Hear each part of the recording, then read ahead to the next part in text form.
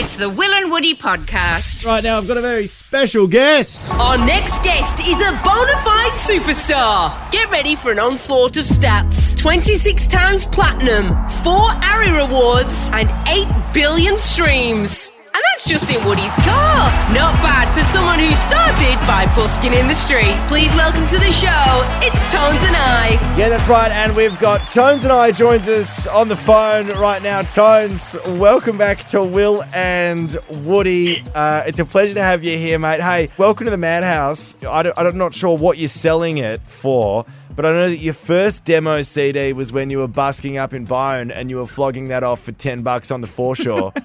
So, is this? Are you marketing this at the same price, or are you trying to sell it for a bit more this time around? I can't believe I was charging people $10. There was only 5 tracks on each of those. Well, what was the orig EP called? Was it a Dance Monkey record? It was just Tones and I demo 1, then Tones and I demo 2. Oh, then nice. Tones and I demo 3. Very creative, very creative. I'm glad we've stepped it up with the naming of the albums now with this one called Welcome. Although Tones and I record 1 has a bit of a ring to it. That's for sure. Hey, Tones, can I ask you though, you've had such an incredible couple of years, really. I mean, as Will's touched on there, you were busking in Byron Bay. How does it feel for you, when you're making a demo 2 years ago when you're busking in Byron Bay compared to now where you've got millions of fans all around the world? Oh, I don't know. I think it feels like just more pressure, if I'm honest. I know that there's a certain rule for you should probably say something like, it's amazing, but really set myself up to fail after Dance Monkey, haven't I? Jeez Louise. I mean... Yeah, it's only down from here, mate. It's only down from here. It is kind of, I mean, I was looking at something on your socials before, though, and talking about setting yourself up to fail. You've been on Jimmy Kimmel, you've performed on Ellen, you've got 8 billion streams, you met your hero in Macklemore, you've been on 7 billboards in Times Square. That's as big as it gets. Are you saying that at no point along the way you've kind of gone like, hey, look, I've made it, cool, I'm comfortable in this place now? Yeah, I do feel comfortable in this place. Personally, I just want to go back busking for a bit. And you might pack out the foreshore this time round. I feel like there wouldn't be a spot on that grassy hill anymore, though, Tones. You couldn't just do one of those shows. I know, but they used to have a lot more time because I used to bus for like 6 hours, but I'm only allowed to do like 20 minutes in each spot. Oh, so, sorry, are you saying you're only allowed to do 20 minutes in each spot because they're worried about the amount of people that'll come and watch you? Yeah, and I'm not allowed to post about it on my socials. So if Mornington Park, there's going to be one old lady in Mornington Park on Thursday who's going to be very happy to see me, and I know she's... I feel like seeing Tones and I busk at the moment is a bit like playing Pokemon Go. Like, you just never know where she's going to pop up and what she's going to be doing. You just got to keep your wits about you and your Pokeball on you at all times if you're going to see her. She got to catch them all. Hey, Tones, we got more with you right up next on Will and Woody. Tones and I joins us right now on the blower. Tones, great to have you back, mate. Congratulations again on the record. Welcome to the Madhouse. Now, I do want to have a bit of a tone shift. Where's my boom? That was awful. You didn't have to laugh at that. That's very kind. It was a of very you. polite giggle. It was from a Tones nice and I. giggle. It was a nice giggle. But mate, so you've got. I know that there are 3. I think there are 3 songs on the record. Sad Songs, Fall Apart, and Bars. Which are all about your friend who passed away in February. Is that right? Yeah, it's about T, one of our really, really good friends. So just a few. I'd have a nod to him in the album, obviously. Yeah. Are you able to talk a little bit about who they were and what happened there, Tones? So T was just like a brother, but not just like my brother. Yeah. He was like Charles's brother and Jack's brother and Better's brother and the whole Frankston Footy Club's brother and everyone's best friend. So he's a guy from the guy from the peninsula, is that right? Yeah, he got in a car accident, so it was a really sudden death. And then I originally released a slow version of Fly Away for his funeral. Yeah. But then do with this album, I tried to write so many different songs, but I had to end up writing a song about the fact that we can't deal with it enough to talk about him. So that's what the song's about. Because I tried to talk about who he was in a song, and I couldn't. And the take that we did from Fall Apart is the only take where I didn't start crying. So, Oh, wow. on this record? Yeah. Wow, Tones. So he was obviously a really special person to you, mate. Yeah, the day it happened, all the footy boys came back to ours. And when I wrote this song, I really had to think about the amount of people in our group of friends that are so affected by this. I can't make it personal to me. It has to be for us, for all of us. Wow. Well, congratulations. There's 3 songs on the record that are about your friend T. Rest in peace. I obviously didn't know him, but I mean, geez, sounds like a bloody special dude.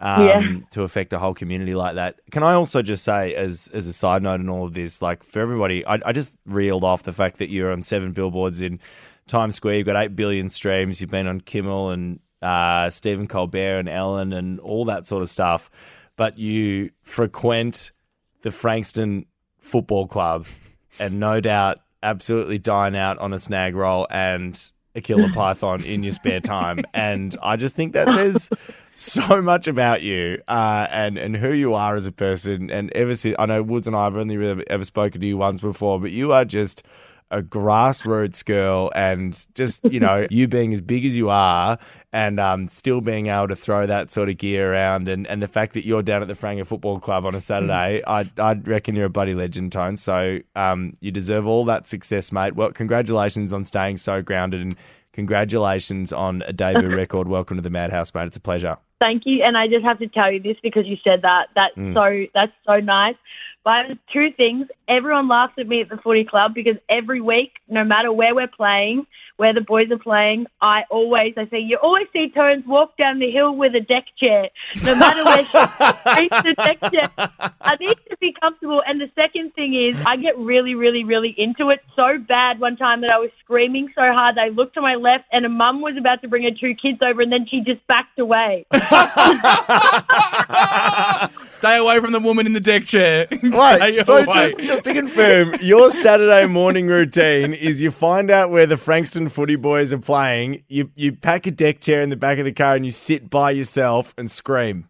Well, all my roommates play for Frankston Bombers, so it's not hard to figure out where they play. Just That so is good. Amazing. That might be the first spot for the national tour of busking, I reckon. You need to camp out. Just follow where Frankston are playing. You'll find Tones and I. Your first live gig on the hill there with a can of Coke. On the deck chair.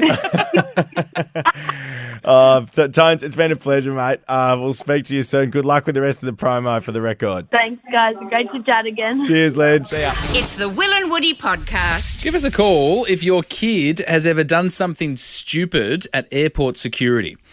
So done something which has led to you getting in trouble. So whether they said something or did something, if that relates to you, 131065 is the number.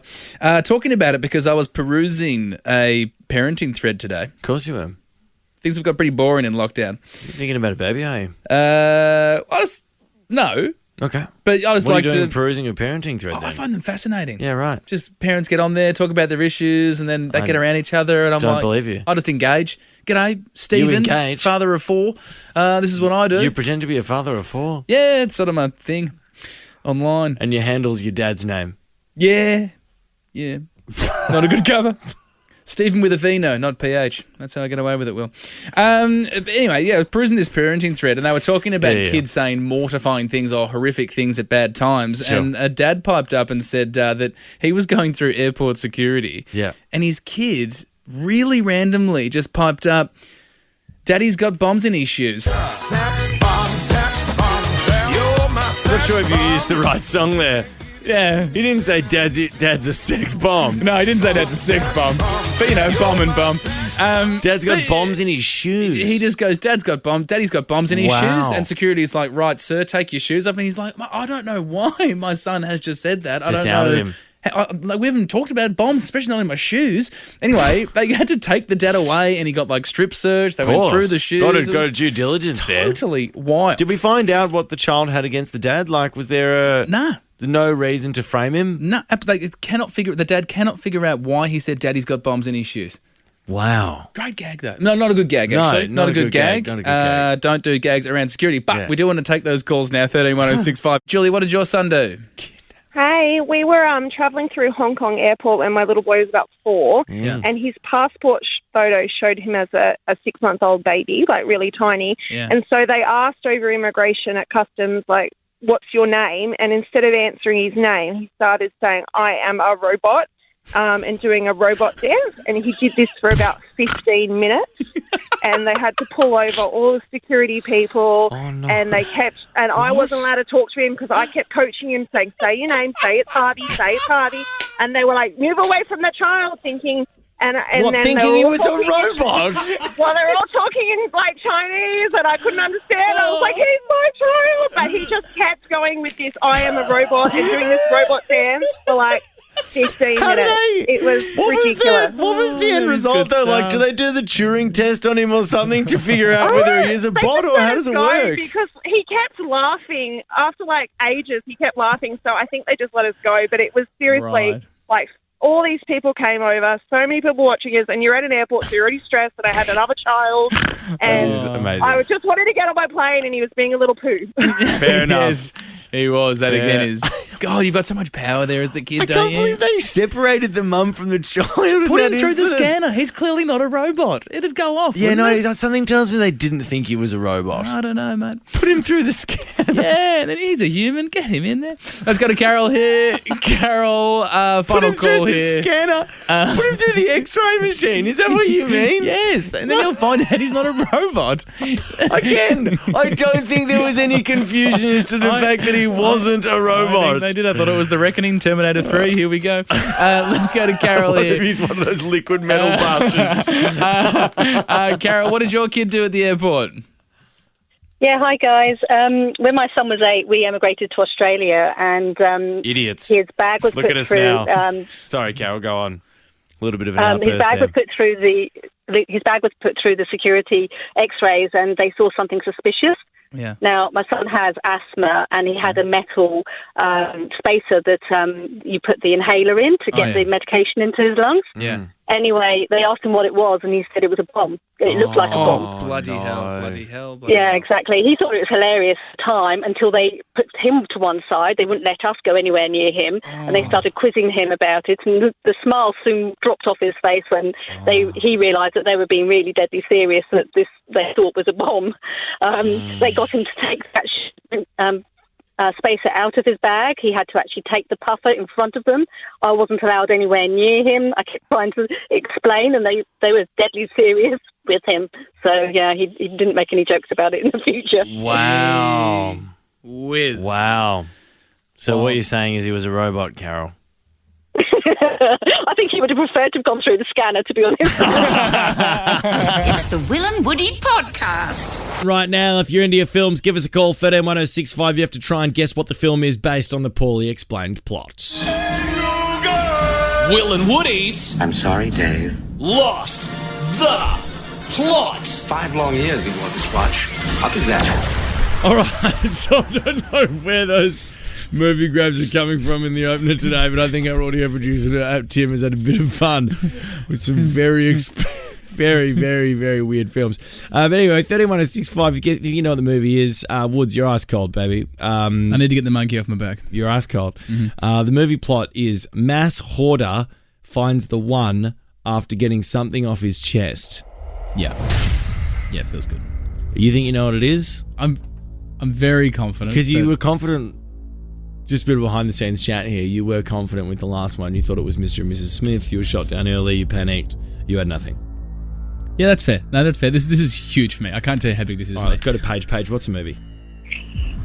I think it's Iron Man. Mass hoarder finds the one after getting something off his chest. Oh, because off his chest he gets the heart thing put into. He gets it put into his chest, doesn't he? Yeah, but He gets it put in, but he eventually gets it taken out. I'm with Paige, and then he Oh, falls but he in gets love. a new one put back in there. But at the end No, of he the day, doesn't. Because then, yes, he does. Because then Pepper Potts frames it and says proof that Tony Stark has a heart. I remember that bit. Page is incorrect. I was so sure it was Mass Iron Man. hoarder. He's not really a hoarder, though, is he? He's a billionaire. if you look He's at a philanthropist. He's a playboy. He's not a hoarder. There's heaps of metal in there and cars. Yeah, but that's because he's building stuff. He's not just unnecessarily hoarding things. Yeah, I guess it's a fair call. Was that your guy? Yeah, mate. Oh, you're gone. I was so sure it was You're Iron blown Man. out of the water. Right. Okay, that's I do have a backup guess. stand for you. Yeah, let me just go to Bridget, because Bridget, I don't think you actually know what the movie is. You just want to say suck it, Woody. Suck it, Woody. Bitch. What the hell? I like that. I like that. We're just taking calls now from people who aren't engaging with the game. Just tell me to suck it. I'm going to have one way to guess. Yeah, mate. This has been a dark day. We'll always remember this day. You haven't got one yet. No, I haven't been close. Yeah. I am legend, Will Smith. Now wait for it. He hoards. Yeah. He does hoard. He's out there. He's bringing things into his little flat thing, whatever he finds. It's pretty much what he does all day. Okay, wait for me. And then he falls in love with his dog when He falls in love with his dog. 100%. He's in love with his dog, fully in love with his dog. There's a car that falls on his chest at one point, and I think at that moment he really falls in love with his dog. So his dog sacrifices himself and gets... Oh, you're kidding. You're bloody kidding. Surely you knew that was wrong. But once I started explaining it, I was like, holy moly, I've nailed this. But it doesn't really matter what you think. Let's go to Rachel. Rachel, mass hoarder finds the one after getting something off his chest. What's the movie? Oh, suck it, Woody. It's 40-year-old virgin. It is the 40-year-old. Freddy Pyle! Como se llama? No, Kelly Clarkson! It is. Obviously gets the hair off his chest. He's a mass hoarder. That's how the movie starts. Well played. Do you want to have one more crack, Woods? No. We'll give you one more. No, I'm done. Man allergic to his own advice after career blows up. What's advice? Advice. Oh. Man allergic to his own advice after career blows up. He's allergic. He's allergic. To his own... Oh! Yes, man! No. Man allergic to his own advice after career blows up. Why would he be allergic to his own allergic. advice? He's allergic to something in the movie. Along came Polly! No. Saying about Mary. Woogie! No. Allergic. Allergic to his own advice after his career blows up. Iron Man. No. He's allergic to his thing. He's allergic. The movie's Hitch. Hitch? He has that allergy. Will Smith. It is not that serious. Damn it. Oh! Hitch, the cure for the common man. What do you mean he's allergic to his own advice? He's allergic to shellfish. Play on words. That's how the segment works. It's the Will and Woody podcast. 131065. Your partner spends too much time on the John. Love to hear from you. There's a bloke in the news today. Well, his wife. He would spend up to 45 minutes at a time, and got to the point where he went to the bathroom while they're in a restaurant. Which, by the way, 45 minutes at a time. If you're in your own home, sure. Restaurant. You're putting 150 people out there. It's outrageous, isn't it? That is outrageous. Anyway, so she got the meal while he was on the John, knew he was going to take his time. She ate her meal, split the bill, paid her half and left. Well played. 100%. So I want to get to the bottom of this because I distinctly remember my father doing this. I'm going to be honest, I'm starting to slip into it a bit myself. Something about it. It's the peace. I think that's what we've agreed upon. There's no one else that can interrupt you. There's nothing else to do. What do you do though? What do you do? Yeah, Mr. Number 2. If you you talk to your poo. I'm learning Dutch at the moment on Duolingo, so I spend a bit of time practicing my Dutch. I read the news. I mean, what don't you do? Yeah. More important, I feel like I'm up to date. Yeah. After I leave the John, check the footy score. You've got everything there. Everything's sorted. Yeah. You know, Let's go to Sarah here. I'd say I go into the John with like more things to do, and then when I leave, I feel quite relaxed that I've sorted those things. Ticked a few boxes, Will. Absolutely. Including a bowel movement. Sometimes not at all. Let's go to Sarah here. Sarah, how long does your partner sit on the toilet for? I've never actually timed it, but he tells me that he knows it's time to get off when he has lost complete sensation of both legs. Yeah, I've been there. Oh my god! No, you have I've pins and needles. definitely been there. When you get the pin, it's like an alarm clock. It really is. Yeah, no, we've been there. That is a great point, Sarah. Let's go to Kate here. Pins and needles. Now, Kate, your partner has a knack for sneaking off to the bathroom at annoying moments. Yeah, absolutely. He'd go to the toilet at bottle time for our baby. Smart. Right when I'm serving up dinner and I've got a screaming baby that also wants attention, or Wow. Getting the kids ready for bed. All those times. So 45 minutes to an hour at a time. 45 minutes to it. I just cannot buy that. Like, my mum just wouldn't have had that from my dad. Like, don't get me wrong, he'd always do it at the moments, like packing the car when we're going to leave on a holiday or anything. But 45 minutes. Do you think your partner has trained his bowels, or is he just lying and hiding in the toilet? He's just hiding in there. I reckon it's trained, honestly. It's the same times every single day. That's an amazing superhero ability. If you're able to get out of all commitments, you're able to just like get a movement going. The other thing is, well, the reason I think it's for these 40-plussers is they don't care. They don't care that's what they're doing. Oh, or that it would be embarrassing to spend 40 minutes in a toilet. Exactly. They don't care. Yeah. You start to lose this self-respect, I think, at the age of 40. Yeah, we're getting there. Let's go to Lainey on 13-165. Lainey, your partner spends a bit of time on the John. Yeah, he does. So it'd be 45 minutes to an hour. What are these guys doing? Like, 45 minutes? We just talked about the pins and needles before. Does he get up and have a halftime stretch? Point as well. He gets to the point of pins and needles. And one afternoon, I was wondering where he had disappeared to. Yeah. Didn't realise he was in the bathroom. I go in. He has pulled the laundry basket over. He's propped his phone up. He's watching an episode of Sons of Anarchy on stand while he's in there. Outstanding. It's good stuff. Fully set it up. What a legend. That is very, very... Actually, funnily enough, before I had a colonoscopy, I had to do a bowel prep. But that would have been 45 minutes to an hour. That's fair. You have a reason, though. I know. That's fair enough. I've just taken these liquid laxatives. But that's exactly. No, totally fine. Yeah, you can't get away with that every day. Standard day. Now, this is amazing. We've actually got a male perspective here. We've got Tony who's giving us a ring. G'day, Tony. G'day, fellas. How you going? Very, very good, mate. What do you do while you're on the dunny, mate? Like, you won't believe it, right? I bring the laptop into the toilet, I answer emails, I watch YouTube, watch car races, even beyond pins and needles, I just stay there, and my missus cracks the sheets, and I'll go downstairs. I'm staying, I'm not moving, and I think I deserve a medal, man. So why don't you just do this on your couch, at your desk? Yeah, that's it, but... No, well, you know you're going to be there for a while, so bring some entertainment with you. But you don't have to be there for a while, Tony. You could be in and out in 5 minutes. Nah. You got the wrong guy. Nah. You got to be there. You got to be relaxed till everything is out. You're calm. You're relaxed. You're entertained. You walk out, the biggest smile on your face. Everyone's looking at you like, come on. And I said, well, I'll go back if you don't like it. It's the Will and Woody podcast. Woods, we're talking right now about mums losing their cool. Mummies lose their cool. Mummies lose their cool. More specifically, why mums don't like the look of losing their cool in public. Yeah. We're talking about this because Kate Middleton has been snapped a whole bunch of times, apparently losing her cool at her kids, Charlotte, George, Louisa. I think it's Lewis. Excuse me. But apparently she just goes with the stern finger. And I think that is a sign that a couple of scowls in there. She's got a scowl or a finger. Yeah. And the thing is, so the reason she goes for a scowl or a finger is because that's subtle. It doesn't look like she's losing her cool if she's just doing a simple finger. So we've got some mums to call on 13-1065. We've got Anna here. Anna, why don't you like to lose your cool as a mum in public? Yeah, I don't like to lose my cool because mums just judge other mums. Like, seriously, like, they do.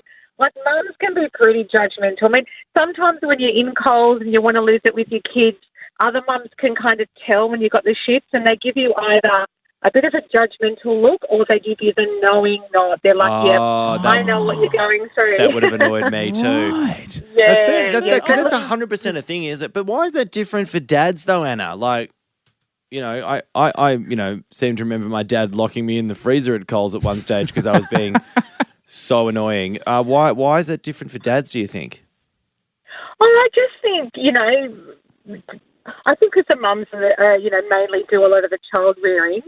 I think people expect women to be soft and all withered and dads to be more rough. So I think it's just expected. Yeah. But the thing that works with me, like I've got an Italian background, and what I do is I give my kids are pretty well behaved because I give them what I call Italian death stare, which my mother used to do and my nonna used to do. So if I was misbehaving, they'd just give me that, if you keep going, you're going to cop it look.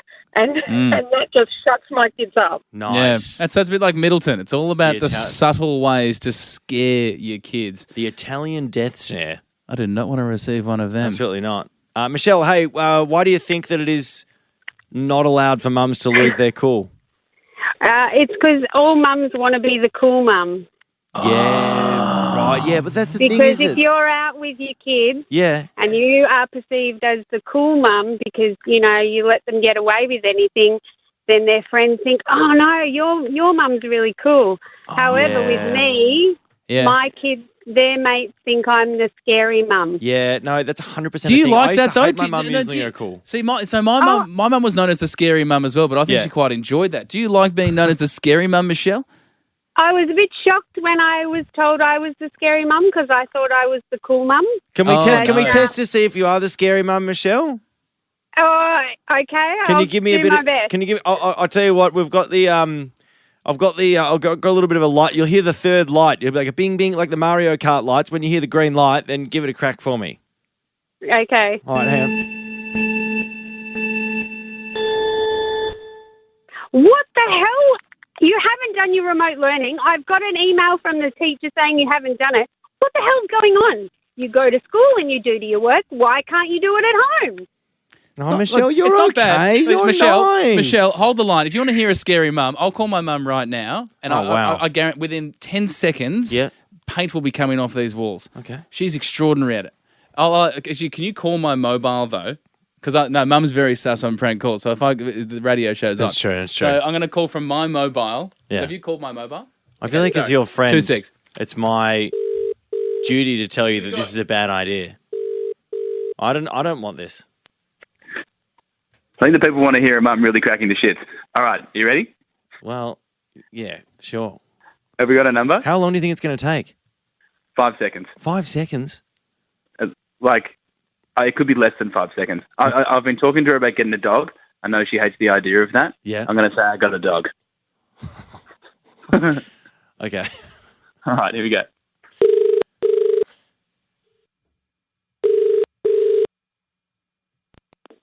Hello? Yeah, I'm in the clinic. You're in the clinic? Yeah. I was just calling to say I made a bit of a spontaneous decision and picked up a rescue dog yesterday. Oh, did you? That's sensible. Yeah. Well, no, I think it'll be a great idea, like during COVID and stuff. Yeah, well, good luck to you. Don't ask us to look after it, that's all. Well, I was going to say, Nim and I were going to go to Lower Plenty this weekend. Well, you can take the dog with you, of course. Well, no, they've got cats. Well, what do you... we are not a dog service. Sorry. Not our house. What sort of dog is it? It's a little Jack Russell. Yeah, well, great. I hope Mimi's parents love it. Seriously, I can't talk. I'm in the clinic. Okay, bye. We're not a dog service. Bye. That's a crack. That's officially a crack, Woods. Hang on. I've got to call her back. I've got to call her back. Yeah, I'll leave you to that. It can't happen on radio. I'm worried for everyone's safety. It's Will and Woody. It's the Will and Woody podcast. We all hold on to our farts. On dates, we want to show our best sides. So I've asked some women to call right now on 131065 and just talk to me and us about their perspective on a date when you're holding it and when you tried to release it. How did that go? Do you have a tactic? Did you get caught? Let's go to Marta here. Marta, what happened with you? Oh, well, that was about, say, 6 years ago. I was on a first date. I really, really liked this guy. And I was like, oh, my God, okay, I don't want to blow it. But I think it was just the nerves, the stress, everything that was going on. I was holding it. I couldn't go to the bathroom or anything. So afterwards, I say, a dinner finished, no worries, we're walking. And I kept thinking, okay, let's go to a public place where there's a lot of noise so he wouldn't hear it. And I was just... But, well, it actually went and I couldn't hold it anymore. and it was just so embarrassing. And I thought to myself, oh, my God, did he actually hear it? Did he hear it? Did he hear it? And did he comment? Yeah. He didn't say anything, and I'm like, oh, my God, what happened? And my mind was racing at the same time, thinking, oh, my God, this first date is just gone all wrong completely. He doesn't like me anymore. It's not going well. Anyways, at the end of the night, he actually said it. It's like, look, you know, I know you're kind of nervous. This happened, blah, blah, blah. But I felt so embarrassed. So he did know. I was like, he oh, heard my you. God. He heard the it. embarrassment on my face was just, you could feel. So was this like as you were leaving the restaurant, you let the dogs out? Like when was it? You're just walking down the street? Was it over the sound of traffic? Wow. Yes, it's impressive. pretty much. But I had no control over it anymore. I mean, it's because you were holding it for so long. Okay. You're incontinent. That's wild. Yeah, that is a shame for you, Marta. Just to make you... on 13-106. I feel like that's quite an embarrassing thing for her to say. Just at the end there. I don't think she thought she was going to say it. And she was like, and by the way, boys, I can't hold on to my farts anymore. It is a nightmare. I'm totally incontinent, boys. I'm sorry. Should see me in a business meeting. It is the worst. Let's go to Evie. On 13-106.5, Evie, we're talking about chicks holding farts on dates. You're on a date? Yes, hi. Basically, it was our second date, and the trick. I have this thing called FODMAP, so I'm basically intolerant to make like every single sort of sugar out there. Me too, Evie. Me too, Evie. Yeah, it's tough. And like I just nonstop all the time. Yeah. But basically, my trick was that I just wear a G-string, and that way my butt cheeks don't touch. So that way, when I do fart, it slides right out.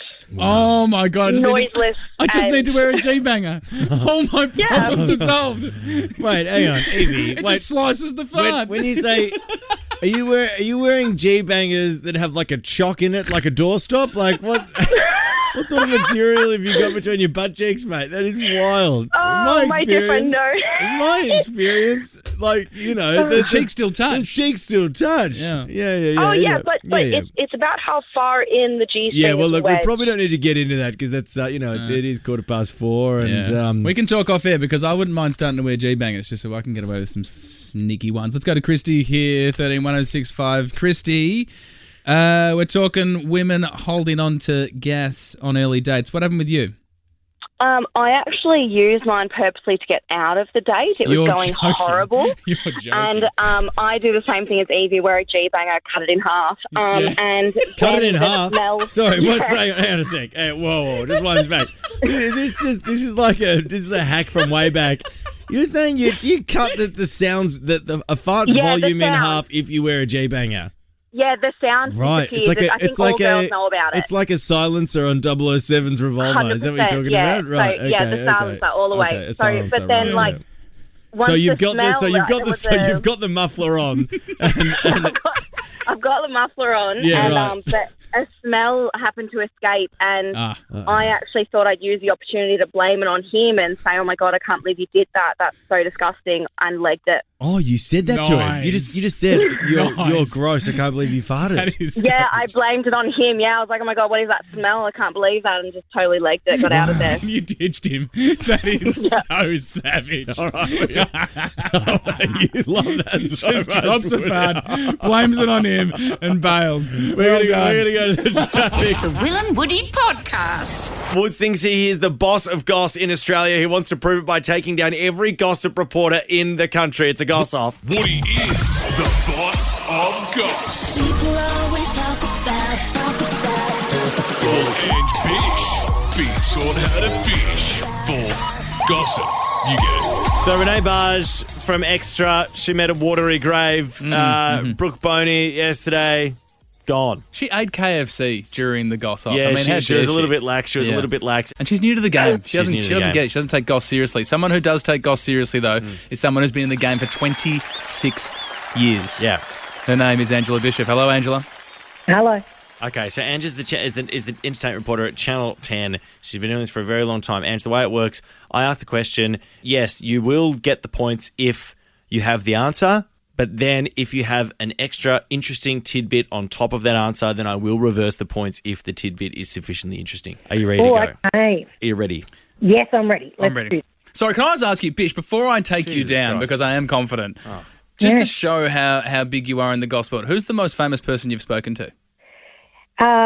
Well, in an interview sense, Princess Diana. Bloody hell. Totally wild.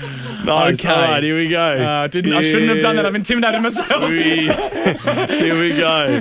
Oh, God. All right, let's get into it.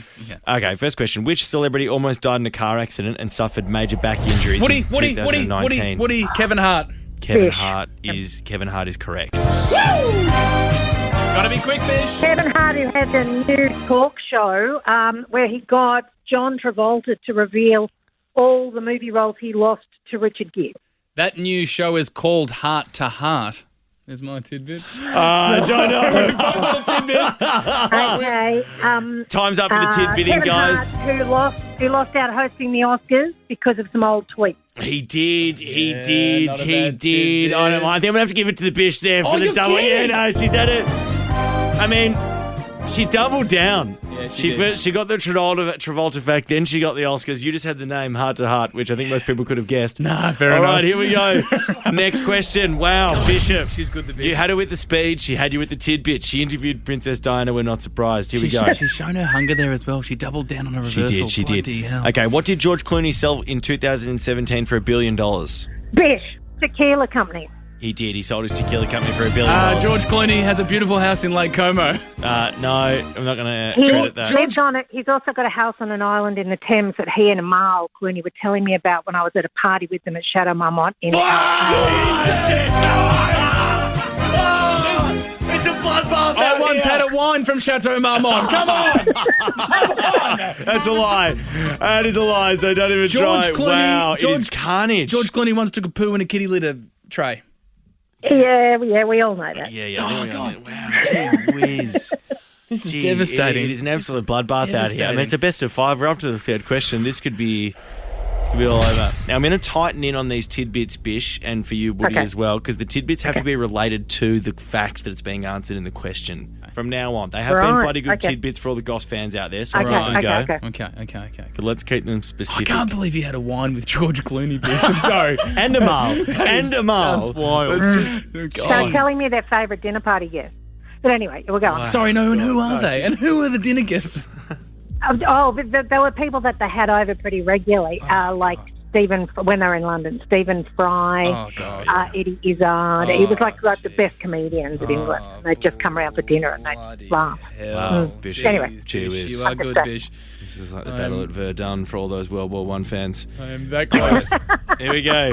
The white flag is coming out of my pocket. No, come on. Here we go. What are you down to, love? Yeah. All right, here we go. Which co-star did Taylor Swift date after appearing in the all-star cast of the film Valentine's Day? Bish. Taylor. The other Taylor who was the werewolf. Why has his name gone out of my head? I'll give you three more seconds. Taylor. 2, 1. 2, You're 1. out, Bish. Taylor Lautner. Woody's got it. Woody's got it. And given that you cancelled yourself out there, Bish, no tidbit over the top, given that you got the question incorrect. So, gee whiz, 2-1. Wow, it is heating up out here. We're going to have to go to a song and go to another spot. It's currently 2-1 to Ange Bishop in the Goss off as Woods tries to prove that he's the boss of the Goss, and Jeezy is having a hard time getting around Channel 10's entertainment reporter. 26 years in the biz, starting to show. All right. He is on the back foot. Someone give me some water! The Goss off continues. Right up next, it's Will and Woody. Woody thinks he is the boss of Goss. He reckons he is the best Goss reporter in the country. And he's going to have to prove that by taking down every Goss reporter who is in entertainment. And today, it's Ange Bishop. Woody is the boss of Goss. People always talk about. Ange Bish beats on how to fish for gossip. You get it. All right, so, yes, will Ange Bish prove that she knows how to fish for gossip? That's what we've gone with. It stinks of a scrappy prep session beforehand. All right, guys, so 2-1 to Ange at the moment in the Goss off. It is best of 5, so she wins this, she wins it. All Woods, and you are not the boss of Goss in Australia. The end of your run. Just get to the next question. All right, here we go. Angie, ready? Yes, I'm ready. I'm ready. All right, let's do it. Rachel McAdams wore a $10,000 item during the filming of Mean Girls. Was it A, shoe lifts to make her seem taller and more dominant? B, contact lenses to make her eyes blue and pop on screen more, or C, a blonde wig made of hair? Woody? Bish. I'm going to have to give it to Woody Bish. Okay. Got you on speed there, don't I, Bish? Although this is a guess, it's the wig. C's correct. It is the wig. Lindsay Lohan, who was the co-star in Mean Girls, had her own hair. No, I can't give that to you. It's a great effort, though. Didn't mind it, Bish. Did not mind it. Jeez, I thought you were about to say you went to dinner with Lindsay Lohan and I would have given it to you, but... Oh, well, no, but you said it had to relate. I did it do does. 3 Melbourne Cup parties with Lindsay Lohan. If you want to hear about that. God, she's dipping in. She's dipping in. We're going to move on, though. It does have to relate. Okay. Is this it? Is this the 2 all? It's 2 all. This is, gee Okay, whiz. this is it, right. Bloody hell. God, it's been a pretty wild comeback so far. Come on. Kim Kardashian's 2011 wedding to a basketballer, Chris Humphries, lasted how many days? Bish. 54. That's incorrect. So you've taken yourself out of the tidbitting.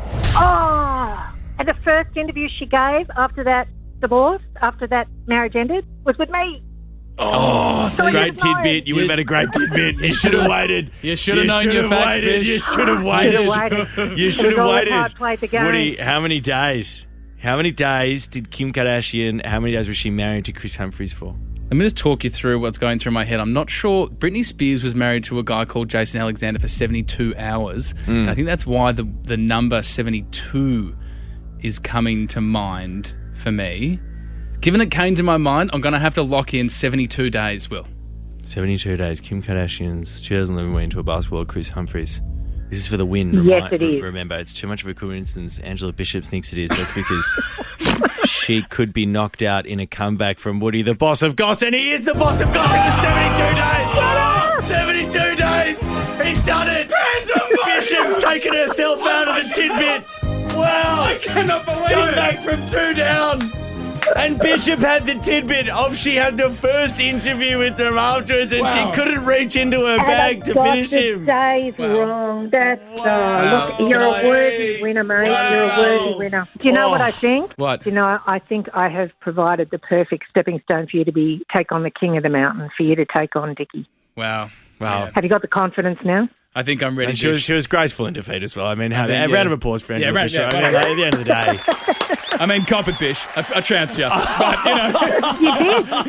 You did. Wow, really only done in a technicality. I think she proved numerous times that she had far better stories, far better information. That's why she is the number one entertainment reporter at Channel 10, Angela Bishop. It's been a pleasure talking to you. Look, I have had fun. I'm now going to go and sob in a corner for 4 hours and call my good friends George and Amal and talk to them. They can talk me off the edge. Oh, great stuff. Goss is a dish best served cold to the Bish. How about it? Woody moves on in the Goss Off. Extraordinary stuff. What a Goss Off it was. Ange, thanks for joining us. Right now, I've got a very special guest, Grant Denya, who joins the boys right now. Oh, early jab from you, Denya. Straight into it, aren't you? The gloves stayed on, didn't they? You just love it. You love it. I would never, ever, ever, ever want to go up against you in like a war of words in a playground. You're just... He's quick. He's quick, isn't he? You're a scrapper. You're a street fighter. You love it, don't you? I've only had 2 fights, and I'd won both of them. One of them was in Year 5 against Aaron, and the other was Zoo, and I beat him in Dancing with the Stars. So, boys, Yeah, you did. How did it end? Mate, the far more interesting of these 2 fights is obviously Aaron in Year 5. What was it over, and how did it end? well, Aaron Hooper and I were fighting over whose turn it was to use the cricket bat, and he believed it was his. I believed it was mine. And then you know how you hear about these amazing feats of human strength, like in an emergency, you know, like a mum turns the car over. Of course. I just picked him up, held him like above my head, and threw him across the paddock. And that was the end of the fight. Shut down. I don't know why, but I don't believe you, Grant. Tell us the truth, Denya. You had a chance to just give us a normal story, and you ran away with yourself there. You picked him up. To be honest, I accidentally punched him in the wrist. That was it. Oh, in the wrist. Do you stay in touch with him on Facebook or anything? Old one wrist hooper. Yeah, he was game enough to reach out just once. But once I showed the fist emoji, he was nowhere to be seen. He backed out. Went back into hiding. Oh, great stuff. Now, Grant, let's talk a little bit about this show that is a much-loved show. It is as fascinating as it is enthralling, as it is often tragic for a lot of people. You are on Who Do You Think You Are? Now, I'm not sure if they actually use that as the theme, but any excuse for the Spice Girls on this show. But let's talk a little bit about your past, mate, because without giving too much away, as I understand it, you've talked a little bit about the fact that it's quite hard for you to be proud of where you're from. Is that right? Grant? Sorry about that. I pushed mute with my ear. I'm very clever. Hopefully your first answer wasn't amazing because no one heard it. It really was, guys. I went in boyishly hoping that it'd be something really fun where you just find out, you secretly own a castle that you didn't know about. Yeah. You've got to be careful when you open that door to the past because you don't know what skeleton's going to fall out. And unfortunately, there's a really tragic story where a lady was abused in our family, she set the farm on fire and got arrested. Oh my God. Yeah, spent 5 years in jail. It's a really harrowing, horrific to hear when that's your bloodline. When you hear such tragic circumstances. But, she goes on to live this incredible life and becomes a hero for change, the poster child, against family abuse changed the laws in Australia. So it's painful and hard to hear. Wow. But in this day and age, it is an important conversation to have because it's still relevant today as it was 150 years ago when it happened. Well, if anyone is a victim of abuse themselves or they need to speak to someone about abuse, 1-800-RESPECT is the number for respect. And if you want to go and see Grant on Who Do You Think You Are, always as beautifully transparent as anybody else in the media, Grant Denyer, it's always so good to see there's places that you go, mate. You're always so willing to go to places that other people won't, and I think, as you said, it's a great conversation starter. See what you're hearing. Find us on Instagram and Facebook. Search Will and Woody.